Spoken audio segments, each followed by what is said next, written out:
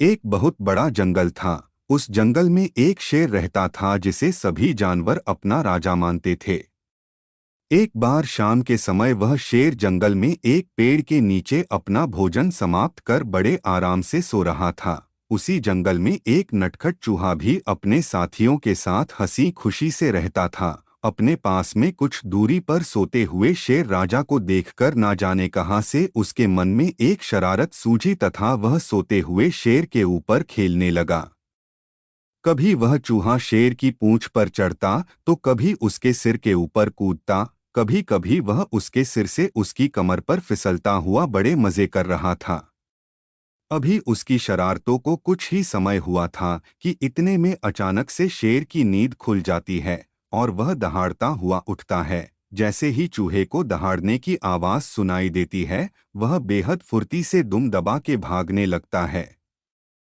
लेकिन आज चूहे की किस्मत इतनी भी अच्छी नहीं थी, जिस कारण शेर उसे पकड़ लेता है और कहता है, बदमाश चूहे, तुम बहुत देर से मेरे ऊपर उछल उछल कर मुझे परेशान कर रहे हो। क्या तुम आ जाओ और अभी मेरा भोजन बनना चाहते हो? शेर के मुंह से यह सुनते ही चूहा डर से कांपने लगता है और शेर के सामने हाथ जोड़कर खड़ा हो जाता है। वह लगभग रोते हुए शेर से कहता है, हे जंगल के राजा, मुझे खाकर आपका क्या होगा? मैं तो आपके इस राज्य का एक बेहद छोटा सा प्राणी हूँ। कृपया मुझ पर दया करें, मैं आपका यह उपकार हमेशा याद रखूंगा और जरूरत पड़ने पर निश्चित ही आपके काम आऊंगा। छोटे से चूहे का संकट की घड़ी में भी इस तरह का बड़बोलापन देखकर जंगल का राजा शेर कुछ देर सोचता है, फिर कहता है, तुम्हारी किस्मत अच्छी है कि मैंने अभी थोड़ी देर पहले ही अपना भोजन समाप्त किया है और मुझे इतनी ज्यादा भूख भी नहीं है, इसलिए मैं तुम्हें छोड़ देता हूँ। चूहा कहता है, राजा जी, मैं आपकी इस कृपा को हमेशा ध्यान रखूंगा और कभी भी जरूरत पड़ने पर आपके काम जरूर आऊंगा। चूहा यह सोच कर कि क्या पता कब शेर का मन बदल जाए और वो उसे खा जाए, जल्दी से अपने साथियों के पास बिल में भाग जाता है।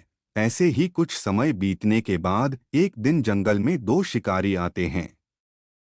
जंगल में कुछ देर घूमने पर ही उन्हें पता चल जाता है कि इस जंगल में शेर रहता है और यही आसपास घूमता भी है।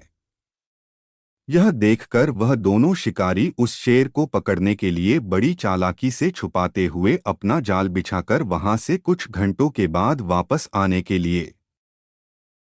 अभी कुछ ही समय बीता था कि जंगल का राजा शेर अपना भोजन तलाशने के लिए गुफा से बाहर निकल आता है और घूमते घूमते उसी जगह पर पहुंच जाता है जहां शिकारियों ने उसे फंसाने के लिए जाल बिछाया हुआ था।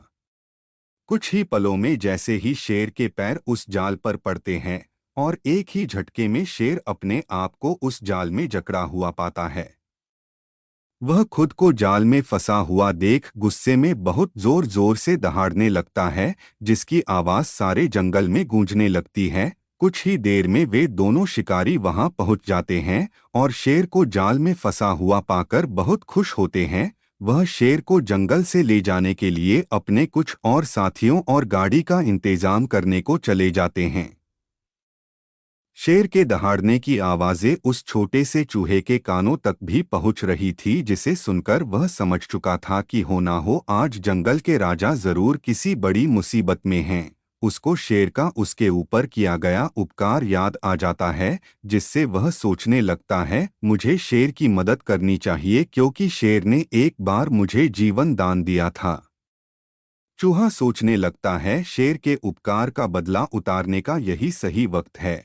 यह सोचकर चूहा बड़ी कुछ ही पलों में शेर के पास पहुंच जाता है। वह जंगल के राजा शेर की ऐसी बुरी हालत देखकर बहुत दुखी होता है, लेकिन जल्दी ही उसे ढाढ़स बंधाता है कि वह इस मुसीबत का जल्दी ही कोई ना कोई उपाय जरूर खोज लेगा।